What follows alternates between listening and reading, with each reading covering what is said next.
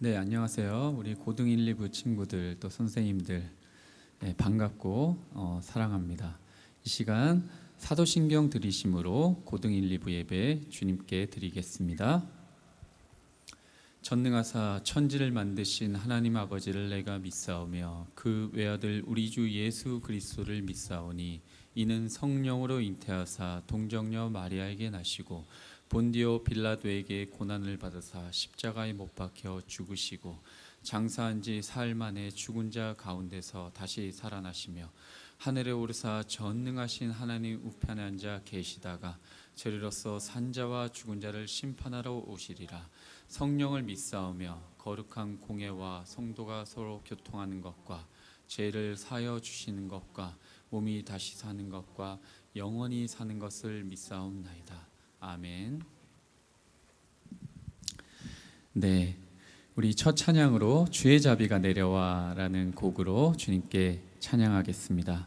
이 시간 찬양 약간 편곡한 곡인데요, 우리 배우면서 같이 찬양하겠습니다.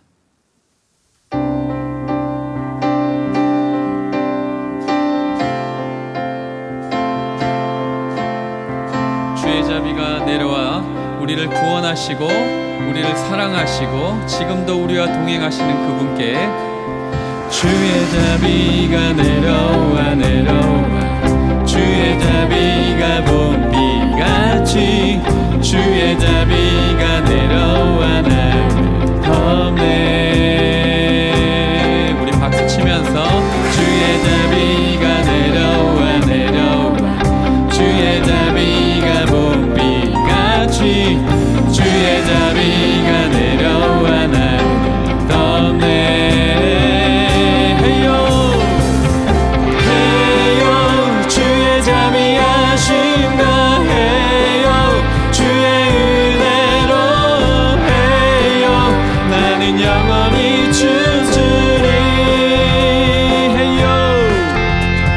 해요 주의 자비 하신가 해요 주의 은혜로 해요 나는 영원히 춤추리. 주의 자비가 내려와 내려와 주의 자비가 봄비같이 주의 자비가 내려와 나를 덮네. 주의 자비가 내려와 내려와 주의 자비가 봄비같이 주의 자비가 내려와 나를 덮네. 우리 다같이 일어나서 주님께 해요 주의 자비 하신가 해요 주의 은혜로 해요 나는 영원히 춤추리. 해요 주의 자비 하신가 해요 주의 은혜로 해요 나는 영원히 춤추리. 자 우리 목소리 높여서 주의 자비가 내려와 내려와 주의 자비가 봄비같이 주의 자비가 내려와 나를 덮네. 주의 자비가 내려와 내려와 주의 자비가 봄비같이 주의 자비가 내려와 나를 덮네. 다같이 해요 해요 주의 자비 하신가 해요 주의 은혜로 해요 나는 영원히 춤추리. 해요 해요 주의 자비 하신가 해요 주의 은혜로 해요 나는 영원히 춤추리.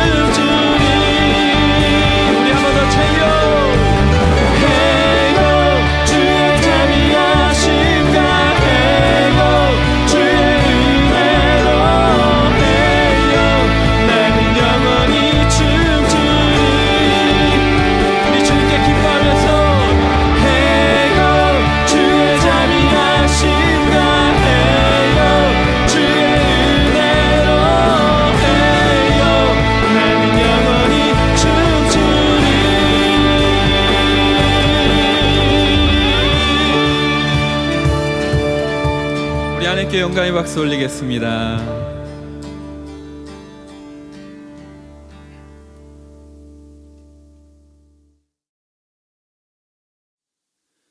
네, 다음 곡은 하늘에 닿아도라는 곡인데요. 네, 처음 하는 곡이지만 우리 같이 시편 73편 찬양을 곡을 담아서 만든 곡입니다. 제가 73편 읽어드리겠습니다. 2절 말씀입니다. 나는 거의 넘어질 뻔하였고 나의 걸음이 미끄러질 뻔하였으니 이는 내가 악인의 형통함을 보고 오만한 자를 질투하였음이라. 그들은 죽을 때에도 고통이 없고 그 힘이 강건하며 사람들이 당하는 고난이 그들에게는 없고 사람들이 당하는 재앙도 그들에게는 없나니 그러므로 교만이 그들의 목걸이요 강포가 그들의 옷이며 살찜으로 그들의 눈이 솟아나며 그들의 소득은 마음의 소원보다 많으며 악인의 형통함을 보고 한탄하는 내용이 나오고요. 그리고 13절 말씀에는 내가 내 마음을 깨끗하게 하며 내 손을 씻어 무죄하다 한 것이 실로 헛되도다. 나는 종일 재난을 당하며 아침마다 징벌을 받았도다. 의인이 고통받음을 한탄하는 내용이 나옵니다. 그리고 22절 말씀에는 내가 이같이 우매무지함으로 주 앞에 짐승이 오나 내가 항상 주와 함께하니 주께서 내 오른손을 붙드셨나이다. 주의 교훈으로 나를 인도하시고 후에는 영광으로 나를 영접하시리니 하늘에는 주 외에 누가 내게 있으리요 땅에는 주밖에 내가 사모할 이 없나이다. 내 육체와 마음은 쇠약하나 하나님은 내 마음의 반석이시여 영원한 분깃이시라. 하나님께 가까이함이 내게 복이라. 내가 주 여호와를 나의 피난처로 삼아 주의 모든 행적을 전파하리이다. 아멘. 결국에는 하나님을 찬양하고 인생이 주님의 축복 가운데 있음을 고백하는 내용으로 마무리합니다. 우리 이 찬양 같이 드리도록 하겠습니다.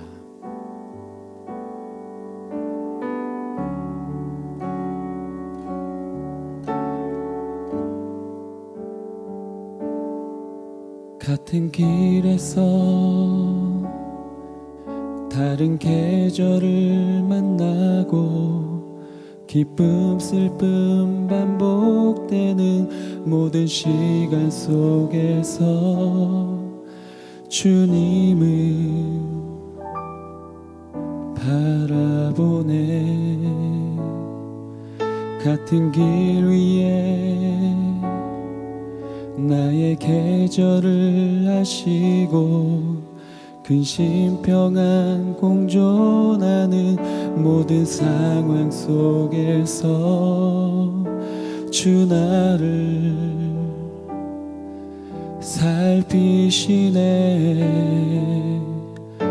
하늘에 닿아도 주님밖에 없고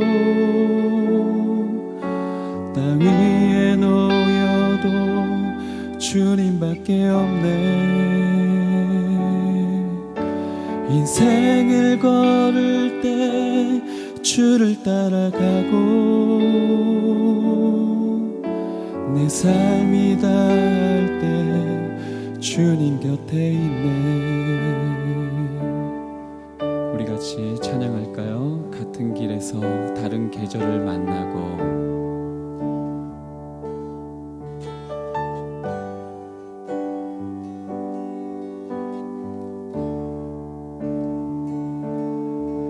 같은 길에서 다른 계절을 만나고 기쁨 슬픔 반복되는 모든 시간 속에서 주님을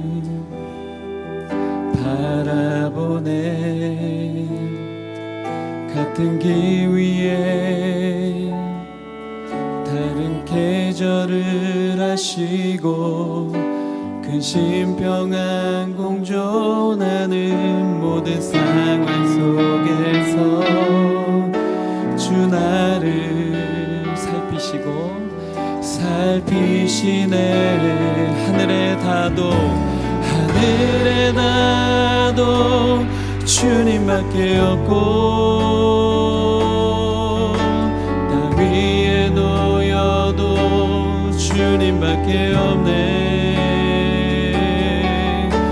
인생을 걸을 때 주를 따라가고, 내 삶이 다할 때 주님 곁에 있네. 하늘에 닿아도 주님밖에 없고, 하늘에 닿아도 주님밖에 없고, 땅 위에 놓여도 주님밖에 없네. 인생을 걸을 때 주를 따라가고, 내 삶이 다할 때 주님 곁에 있네.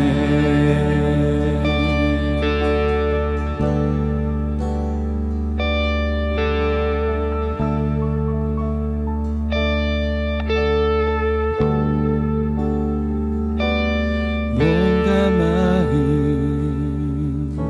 사그러져도 주는 나의 영원한 반석. 뭔가 마음 시들어가도 나는 주를 놓지 않으리. 뭔가 마음 사그러져도 주는 나의 영원한 반석. 뭔가 마음 시들어가도 나는 주를 놓지 않으리. 나는 주를 놓지 않으리. 뭔가 마음 시들어가도 주는 나의 영원한. 뭔가 마음 시들어가도 나는 주를 놓지 않으리. 그래도 주님밖에 없고, 땅에 놓여도 주님밖에 없네. 인생을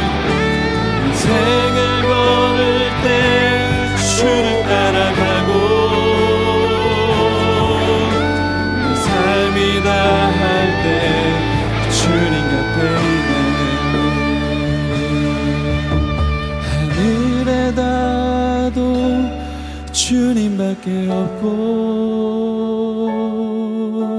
땅 위에 놓여도 주님밖에 없네. 우리의 고백으로 인생을 걸을 때 주를 따라가고, 내 삶이 다할 때 주님 곁에 있네. 우리 잠시 묵상하시면서 기도했으면 좋겠습니다. 이 찬양의 가사처럼 우리가 이 세상 그 어떤 부귀영화와 그 어떤 우리의 소망과 바꿀 수 없는 것이 하늘나라의 소망입니다. 이 세상을 볼 때는 불의한 것이 참 많고 불공평한 것 같고, 그럴지라도 우리가 결국에는 주님밖에 없고 땅 위에 놓여도 주님밖에 없습니다. 인생을 걸을 때 주를 따라가야 하고, 내 삶이 언젠가는 끝날 터인데 그때 반드시 주님 곁에 있어야 할 것입니다. 우리가 너무나 헛된 것을 향해서 걸어가고 있진 않은지, 우리가 세상 것을 향해서 불평하고 있진 않은지 돌아보시면서 주님을 깊이 묵상하고 주님을 사랑하는 마음을 하나님 우리 안에 다시 한번 부어달라고 우리 잠시 기도하고 말씀 듣는 시간 가지겠습니다. 기도하겠습니다.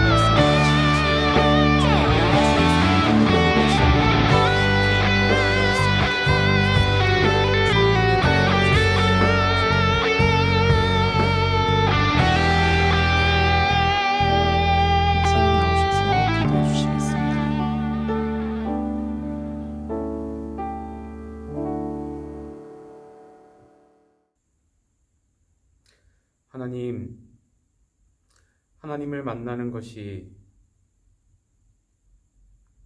쉽지 않은 때를 저희가 살아가고 있지만 그럼에도 불구하고 우리가 있는 그 각자의 자리에서 하나님을 분명 만나게 하실 줄 믿습니다.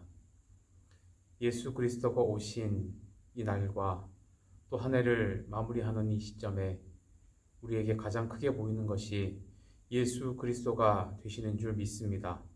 하나님, 우리 모든 청소년들의 마음과 우리 교사들의 심령 가운데 내가 믿는 그 예수, 내가 사랑하는 그 하나님이 확실하게 보이는 이 예배의 시간 되게 하시고, 전해지는 말씀과 내 마음에 새겨지는 그 하나님의 말씀으로 말미암아 정말로 살게 되는 은혜가 있게 도와주시옵소서.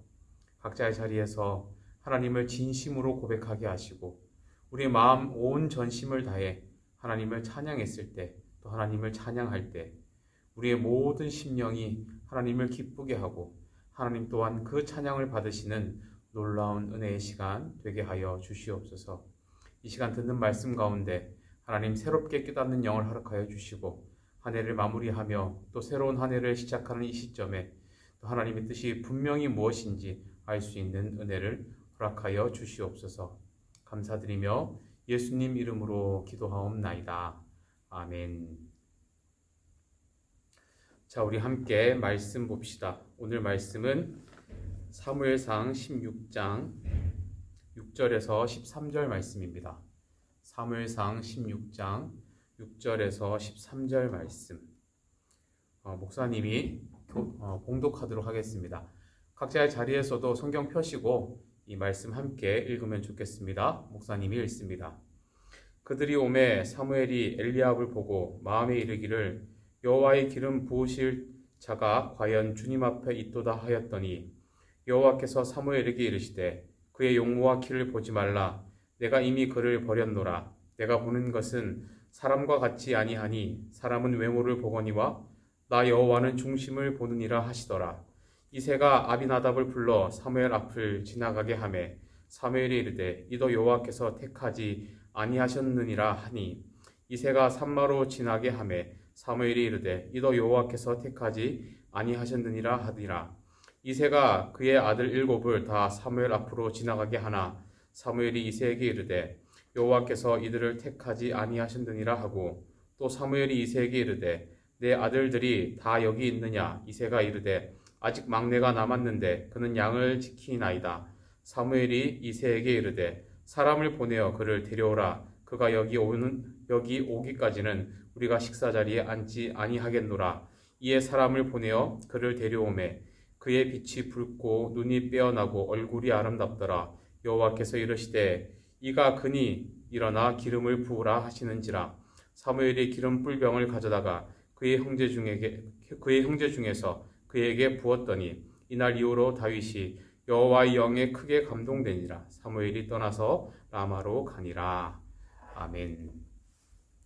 자, 우리 각자의 자리에서 또 예배 드리시고 또 연말을 우리가 정리하는 이 시점에 하나님 앞에 나오신 우리 모든 분들이 하나님의 평안과 또 기쁨과 주시는 그 사명 가운데 깊이 사로잡히는 은혜가 있기를 축원합니다. 연말이 되고 우리가 또 한 해를 정리하는 이 시점에서 우리가 오늘 분명히 하고 싶은 것이 있습니다. 비록 이 현장에는 오지 못했고 각자의 자리에서 예배를 드리고 있지만 하나님께서는 분명히 그 각자의 자리에서 내가 어떠한 태도로 하나님을 만나고자 하는지 하나님께서 그 마음의 중심을 보시고 여러분들의 예배를 분명히 받아 주실 겁니다. 우리가 어디에 와 있는지는 중요하지 않습니다. 내가 예배드리는 그곳이 하나님을 만나는 자리가 되고 하나님이 오시는 자리만 된다면 분명히 하나님께서는 그 예배를 통해서 여러분들의 영광을 받으실 것이고 영광 받은 자의 삶은 하나님께서 반드시 꽃피우게 하십니다. 그 믿음 가지고 우리가 함께 나아가며 하나님을 만나는 은혜가 있기를 축원합니다. 오늘은 하나님께서 사람을 고르실 때의 기준에 대한 이야기들을 목사님이 마지막으로 오늘 2020년 마지막 설교로 준비를 해봤습니다. 요즘 참 다양한 형태의 오디션 프로그램들이 많습니다. 특히 음악 분야의 프로그램들에서 오디션들을 많이 했죠. 처음에는 아이돌 멤버 뽑는 이런 오디션들이 주를 이뤘었는데요. 최근에는 트로트 장르에서 오디션이 대히트를 쳐서 또 많은 새로운 스타들이 나오기도 했고, 또 보면 힙합, 또 아이돌, 또 기존의 가수였지만 잘 알려지지 않았던 무명 가수들, 또 여럿 할 거 없이 많은 형태의 오디션들이 방송에서 이렇게 진행되고 있는 것을 우리가 볼 수 있습니다. 그리고 각 프로그램마다 사람을 선발하는 기준이 다 다르다는 것도 우리가 알 수 있습니다. 어떤 프로그램은 노래 실력을 굉장히 이렇게 중요하게 생각하는 프로그램도 있고요. 또 어떤 것은 춤추는 것을 굉장히 중요하게 생각하는 곳도 있고, 또 어떤 것은 스타성, 그 사람이 가지고 있는 스타성을 또 중요하게 생각하기도 하고, 또 어떤 경우는 사람들이 공감할 만한 스토리를 가진 사람을 이렇게 부각시켜 이렇게 사람들에게 보여주는 그런 부분들을 선호하기도 합니다. 다 다르다는 거죠. 왜 다 다릅니까? 라고 만약에 물어본다면 딱히 할 말이 없습니다. 왜냐하면 다 다르다고 우리가 뭐라고 할 수 없기 때문에 그렇습니다. 그 본인들이 그런 종류의 사람들을 내가 찾겠다는데 뭐라고 하겠어요? 그 방송을 만드는 방송국과 PD들이 우리는 이러이러한 종류, 이러이러한 성향, 이러이러한 능력을 가진 사람을 우리는 중점적으로 찾고 싶습니다라는 기준으로 사람을 뽑는 거니 우리가 마음대로 마음에 들지 않는다고 뭐라고 할 수가 없다는 거죠. 우리가 오늘 읽은 이 성경 말씀에도 사람을 고르시는 이 하나님의 이야기가 기록이 되어 있습니다. 여러분들이 잘 아시는 다윗 왕이 처음 선택을 받는 그런 상황입니다. 하나님께서도 분명한 기준을 가지고 사람을 선택하십니다. 그런데 그 기준이 우리가 생각하는 기준하고는 조금 다릅니다. 왜 하나님은 내 생각과는 다르게 사람을 선택하십니까? 라고 물으시면 앞서 우리가 이야기를 나누었던 오디션의 상황과 별반 다르지 않습니다. 그건 모릅니다. 하나님의 마음이기 때문에 그렇습니다. 하나님이 필요하신 사람을 선택해서 쓰는 거니 하나님께서 알아서 하시는 것이고 하나님의 기준을 가지고 하시는 것이지 그 기준이 내가 이해되지 않는다고 제가 뭐라고 할 수 없는 것과 똑같은 것입니다. 그래서 중요한 것은 우리가 하나님의 백성으로 이 땅을 살아갈 때에 하나님의 마음에 드는 것이 중요합니다. 하나님이 선택할 만한 사람이 되는 것이 중요합니다. 내가 그 오디션에 합격하고 싶으면 그 오디션이 요구하는 사람이 되면 되는 것처럼 내가 하나님의 사람이 되고 싶으면 하나님이 원하시는 기준 안에 들어가는 것이 중요하다는 거죠. 그 오디션에 나가서 왜 나 같은 사람을 못 알아봅니까? 라고 얘기했을 때 다른 사람들이 공감해주지 않고 왜 당신이 이 오디션에 지원했습니까? 라는 말을 듣는 것과 똑같은 겁니다. 내가 정말로 하나님 앞에 쓰임을 받고 싶으면 하나님이 어떤 기준을 가지고 사람을 고르는지를 우리가 분명하게 알아야 된다는 겁니다. 그것이 우리가 이 땅을 살아가면서 어쩌면 가장 중요하게 생각해야 하는 그 부분을 잃지 않고 살아가야 하는 우리의 신앙의 태도일 수도 있다는 겁니다. 올 한 해 여러 가지로 어려웠습니다. 우리가 여러 가지로 무너진 신앙의 모습들도 있고 또 어느새 사라져버린 내 소명과 또 비전들 그런 것들도 분명히 있을 것이고 또 내 신앙의 기본적인 것들이 많이 무너져 버려서 이제는 더 이상 또 내가 정말 하나님을 잘 믿었던 사람인가 하는 회의가 찾아올 수도 있죠. 예. 오늘 이 말씀을 듣는 중에 저는 여러분들의 그런 무너진 모든 것들이 회복되는 은혜가 있기를 바랍니다.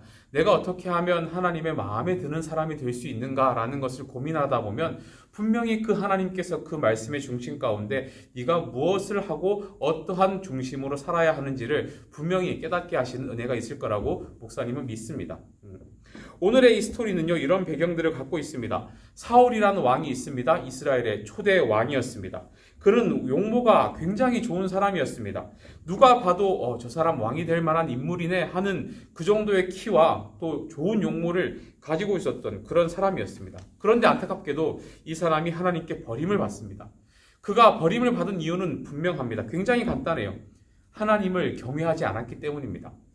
하나님을 경외하지 않았다는 것은 쉽게 말하면 하나님을 두려워하지 않았다는 것으로 표현할 수 있습니다. 그래서 하나님께 맡길 것들을 맡기지 않고 교만하게 스스로가 다 해버렸습니다.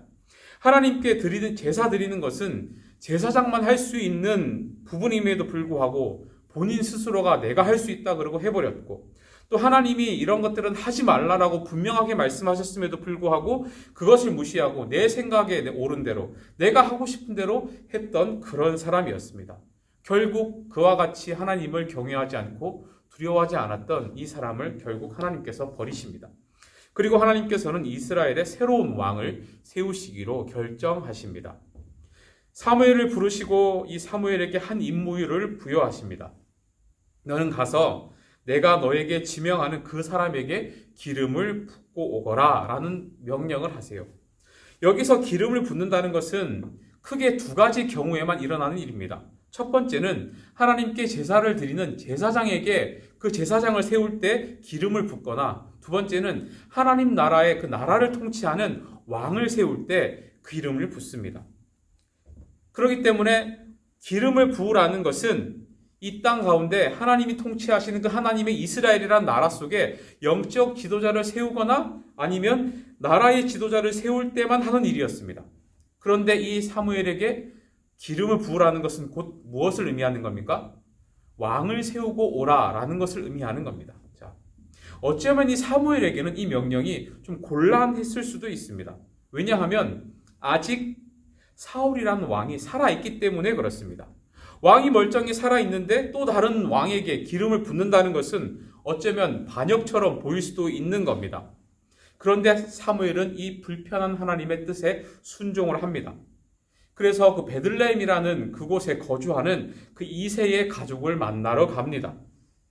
함께 주님께 제사를 드리고 그 자리에 참석한 자녀들 한 명 한 명을 보게 되는 겁니다. 자, 그러면 우리가 한번 생각을 해봅시다. 내가 이새의 아들이 되었다고 생각을 한번 해봅시다. 그 자리에 참석한 그 이새의 아들들의 마음이 어땠을까요? 그들은 분명 사무엘이 어떤 일을 하는 사람인지 알았을 겁니다. 사무엘이 어떤 종류의 일을 하는 사람인지 분명히 알았을 거예요. 그러면 사무엘이 자기 집에 온다는 것이 어떤 의미가 있는지도 분명히 알았을 겁니다. 사무엘이 기름을 붓는 이 행위가 장차 자신에게 어떤 일이 일어날지도 분명히 예상할 수 있었을 겁니다. 그리고 그렇기 때문에 그 자리가 어떤 의미를 가지고 있는지 분명히 알았기 때문에 아마 최고로 좋은 모습을 하고 그 자리에 나왔을 겁니다. 오디션에 참가하는 사람들처럼 최고의 모습, 또 최고의 실력, 또 최고의 여러 가지 내가 자랑할 만한 모습들을 가지고 그 자리에 섰을 겁니다. 왜요? 좋게 보이기 위해서 그랬을 겁니다. 사무엘이 보기에 가장 눈에 띄는 한 아들이 있었습니다. 누군가 하면요, 6절 말씀에 보시면 엘리압이라는 사람이 나옵니다. 그리고 성경이 그를 묘사하기를 그의 키와 용모가 뛰어났다는 것을 우리가 추측할 수 있습니다. 왜냐하면 6절 다음에 나오는 7절 말씀을 보시면 주님께서 그의 키와 용모를 보지 말라라고 표현하신 것을 볼 때에 그는 누가 보아도 키가 크고 용모가 좋은 사람이었다는 것을 우리가 알 수 있다는 거예요. 그런데 어떤 사람은 이런 말을 들으면 벌써 기분이 상합니다. 왜 기분이 상하죠? 키, 외모? 역시 옛날이나 지금이나 키 큰 사람만 대접받고 잘생긴 사람만 대접받는 건 똑같네. 에이, 더러운 세상. 아마 이런 마음이 들 수 있는데요. 그 당시의 시대적 상황을 잘 이해해야 하는 게 그 당시는 지금보다 훨씬 더 키와 용모의 어떤 그런 것들이 지도자의 기준이 될 수밖에 없는 상황이었다는 것을 우리가 이해를 해야 합니다. 왜냐하면 고대 시대의 왕이 가장 필수적으로 갖추어야 했던 덕목이 무엇인가 하면 바로 전투 능력이었습니다. 요즘에 우리가 생각하는 군인들이나 뭐 대통령이나 이런 좀 지도자의 역할을 하는 사람들은 주로 사무실에 앉아서 이렇게 정치를 하고 전화로 명령을 하고 이래라 저래라 전략을 세우는 그런 정도의 역할들을 우리가 생각을 하지만 이 고대 사회에 있어서 이 왕 지도자들은 누구보다 가장 앞에 서서 앞장서서 전쟁을 이끌어야 하는 사람들이었다는 겁니다. 예. 우리가 흔히 생각하는 청와대 백악관 앉아있는 그런 사람들하고는 다르다는 거예요. 그러면 왕이 전쟁터에서 가장 많이 사용하는 것이 뭘까요? 예, 당연히 칼입니다. 칼을 사용해요. 그 칼이 굉장히 중요했다는 것을 우리가 생각할 수 있는데요.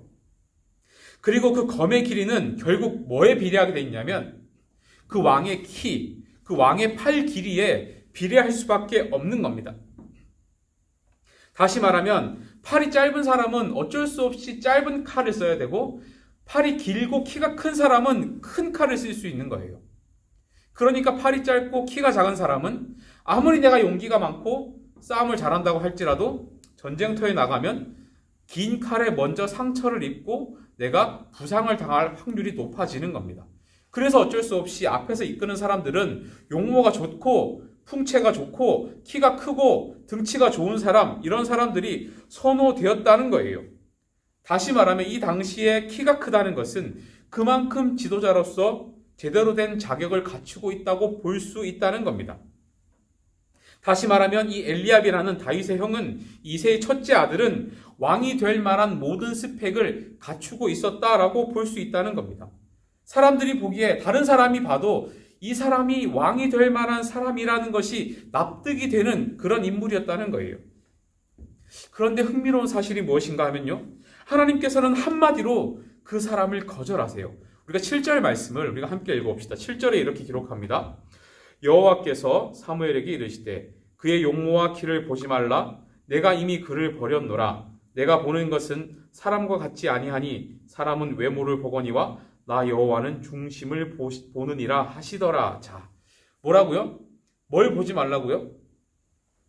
그의 용모와 키를 보지 말아라. 그리고 하나님께서 뭘 말씀하십니까? 사람은 뭘 본다고요? 외모를 보는데 하나님은 뭘 보신다고요? 중심을 본다라고 기록하는 겁니다. 우리 사람은 그 사람의 외모, 경쟁력, 경력, 능력, 업적, 또 대단하게 보이는 여러 가지 스펙들, 이런 것에 우리는 중심으로 그 사람을 평가하고 보지만 우리 하나님의 생각은 그와 같은 기준으로 사람을 보지 않는다라고 말씀을 하시는 겁니다. 뭘 보신다고요? 중심을 보신다, 이렇게 표현을 해요. 여기까지 말씀을 드리면 많은 분들이 이렇게 생각을 합니다. 목사님, 제가 살면서 중심이란 말을 굉장히 많이 들었습니다. 중심이 중요하다, 마음이 중요하다, 이런 얘기를 너무 많이 들었어요. 그런데 정확하게 중심이 대체 뭡니까?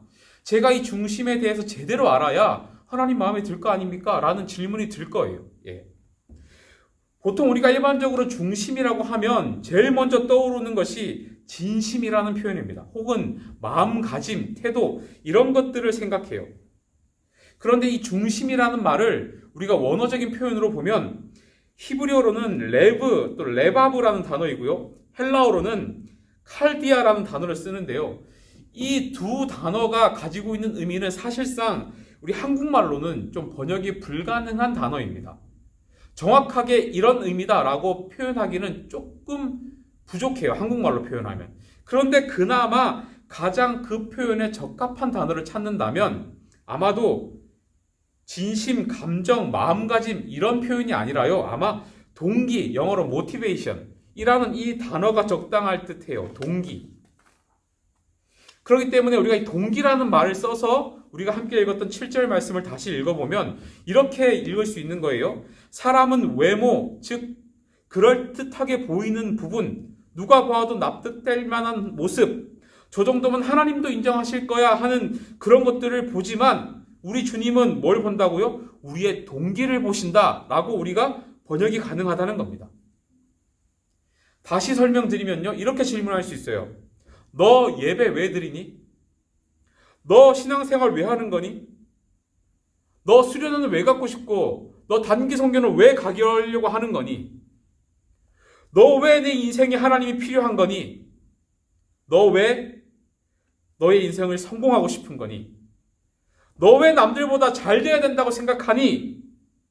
라는 이 질문에 우리가 어떻게 대답하느냐가 중요하다는 겁니다. 여러분들은 이 질문에 어떻게 대답하시겠습니까? 많은 사람들이 그 마음의 동기가 선하지 않는 경우들을 참 많이 봅니다. 주님을 통해서 복받고, 주님을 통해서 잘되고, 주님 마음을 흡족하게 하면 나에게 뭔가 좋은 일이 일어나겠지.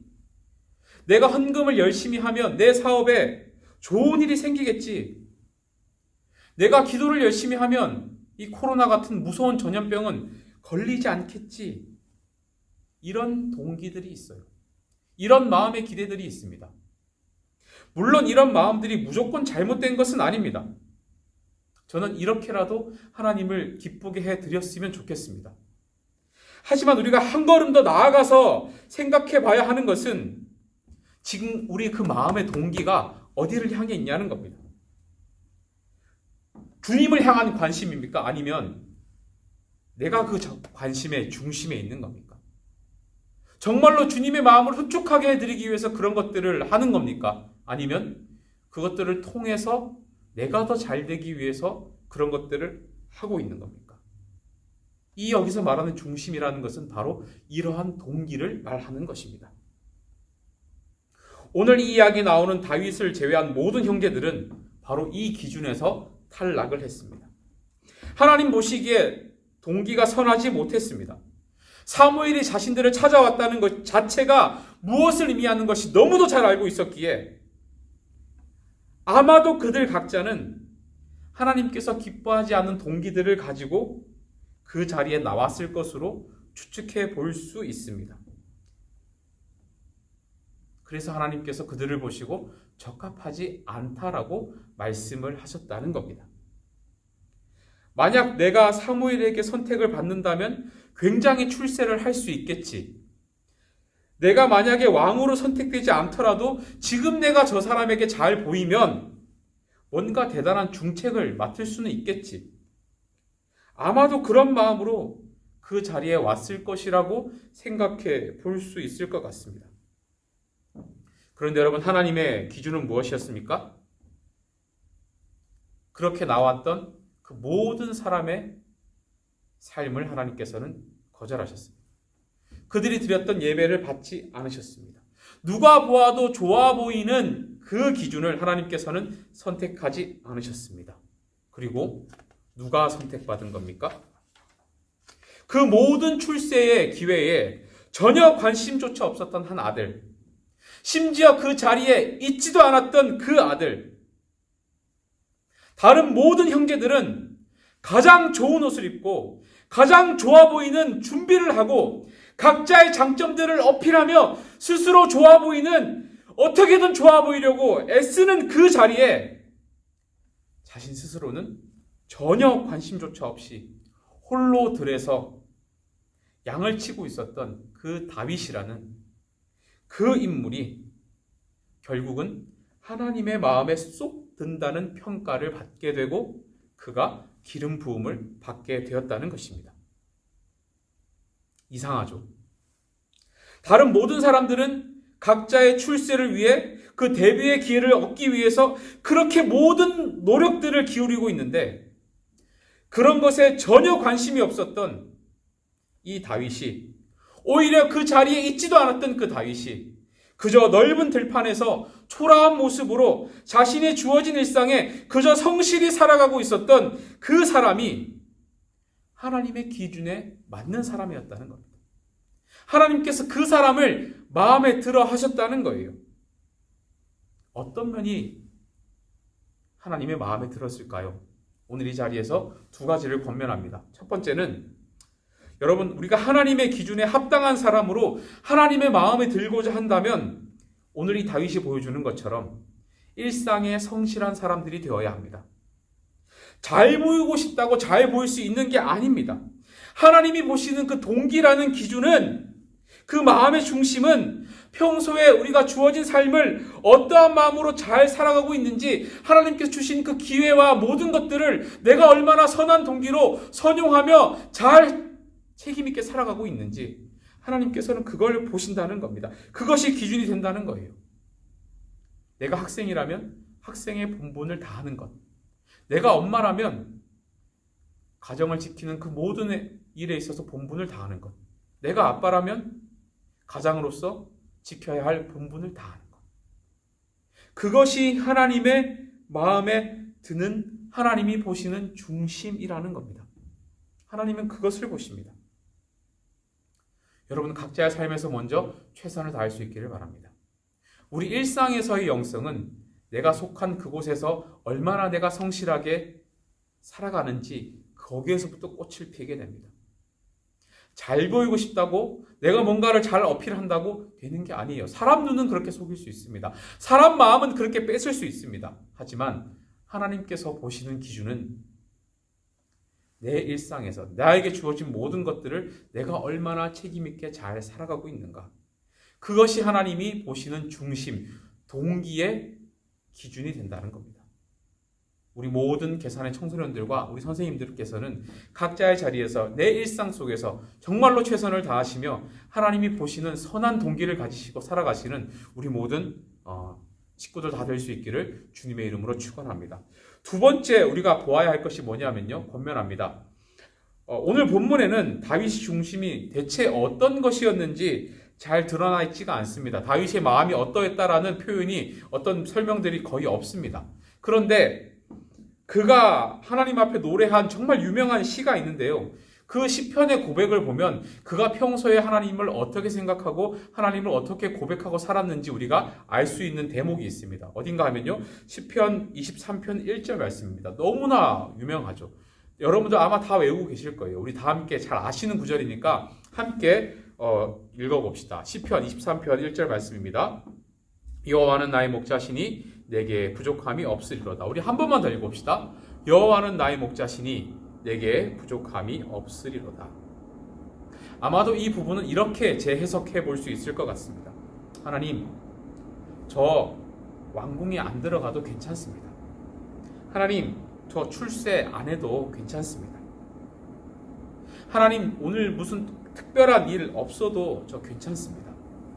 제 인생의 대박 같은 거 일어나지 않아도 괜찮습니다.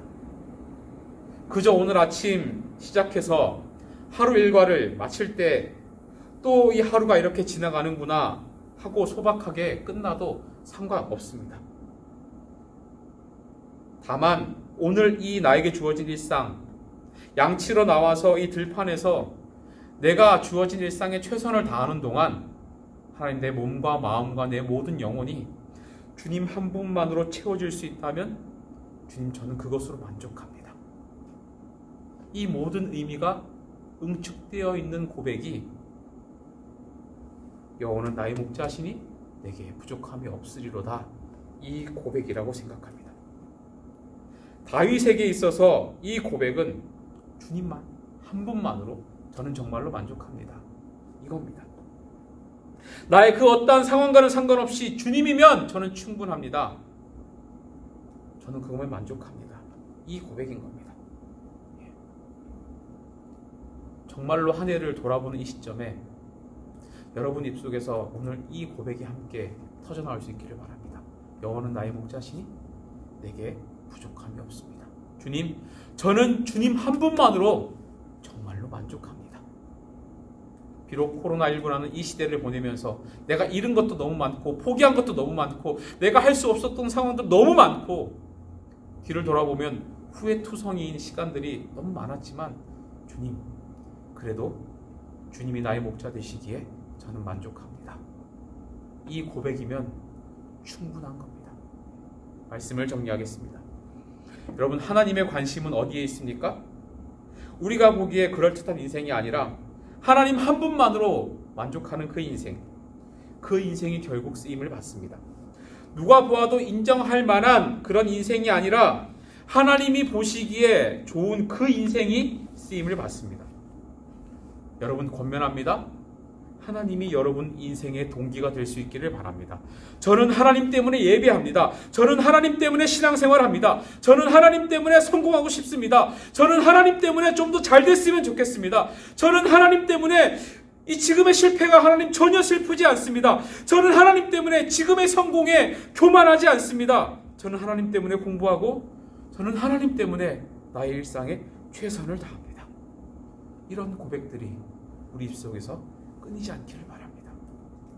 그랬을 때에 정말로 주님, 저는 주님 한 분만으로 만족합니다. 저는 주님 한 분만으로 정말로 만족합니다. 여호와는 나의 목자시니 내게 정말로 부족함이 없습니다. 올 한 해 사실 별로 한 것 없고 배운 것도 없고 오히려 잃은 것이 많은 것 같고 때로는 그것들 때문에 내 안에 불안함과 염려가 찾아온다고 할지라도 내가 주님을 더 크게 볼 수 있는 한 해였다면 우리 이 시간 이 자리에서 감사하며 우리의 한 해를 마무리할 수 있기를 바랍니다. 그리고 오늘 이 시간에 우리가 정말로 다시 한번 재정비하고 깨닫기를 원하는 것은 하나님이 보시는, 사람을 보시는 그 기준, 선한 동기, 내 마음의 선한 동기들, 정말 이 마음을 품고 다가오는 내년 정말 하나님의 마음을 흡족하게 하는 그 모든 내 삶의 동기가 우리 하나님이 되는 그런 마음의 세워짐, 그 마음의 회복들이 다시 한번 생겨나서 우리가 다가오는 2021년은 이전보다 더 뜨겁게 하나님을 만나고 하나님을 더 크게 우리가 영광 돌리고 그래서 내가 더 귀하게 하나님 앞에 쓰임받는 그런 희망찬 새해가 될 수 있기를 주님의 이름으로 축원합니다. 기도하겠습니다. 하나님, 우리에게 선한 마음을 주시옵소서. 우리에게 선한 중심을 허락하여 주시옵소서. 사람이 보는 그 기준이 아니라 정말 하나님 때문에 내가 내 일상부터 모든 것들을 만족하며 최선을 다해 살아가는 그 은혜가 우리 안에 먼저 회복될 수 있도록 도와주시옵소서. 올 한 해 너무나 잃어버린 것들이 많고 너무나 하나님 하지 못했던 것도 많고 하나님 보시기에 하나님 이런 것들은 하나님 실망하신 거 아닐까라는 마음이 드는 순간들도 분명히 있지만 하나님, 우리가 분명하게 기억하는 것은 하나님은 중심을 보시는 분이시고 우리의 선한 동기를 보시는 분이시고 그 동기가 선하다면 하나님께서는 아무리 초라한 인생이라도 귀하게 다윗처럼 쓰신다는 것을 기억하며 내년 한 해 동안은 2021년 한 해는 정말 우리의 선한 마음을 가지고 선한 동기를 가지고 하나님께 귀하게 쓰임받을 것을 소망하며 주님을 늘 가까이 찾고 만나는 우리 모든 계산의 학생들, 우리 선생님들 다 될 수 있도록 은혜를 내려 주시옵소서. 이제는 우리 주 예수 그리스도의 크신 은혜와 하나님 아버지의 말로 다할 수 없는 사랑하심과 성령 하나님의 위로교통 충만하심의 역사가 선한 동기를 가지고 늘 하나님을 기쁘게 하며 주님 한 분만으로 나는 만족합니다 고백하며 새로운 2021년 소망으로 하나님을 맞이하기로 다짐하는 우리 모든 계산의 청소년들 머리 위에와 늘 이들 위하여 아낌없이 눈물과 기도로 함께 동력하시는 우리 모든 교사들의 삶 가운데 2021년 함께 주님께 올려드리는 그 소원하는 모든 기도의 제목들 위해 이제로부터 영원토록 함께 있을지어다. 아멘. 그가 멈추리요 주가 함께 하시면 그가 대적하리 주 함께 하시면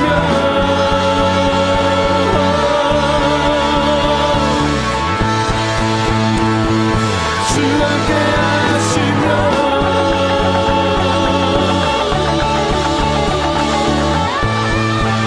자 다같이 크신 내 주님 크신 내 주님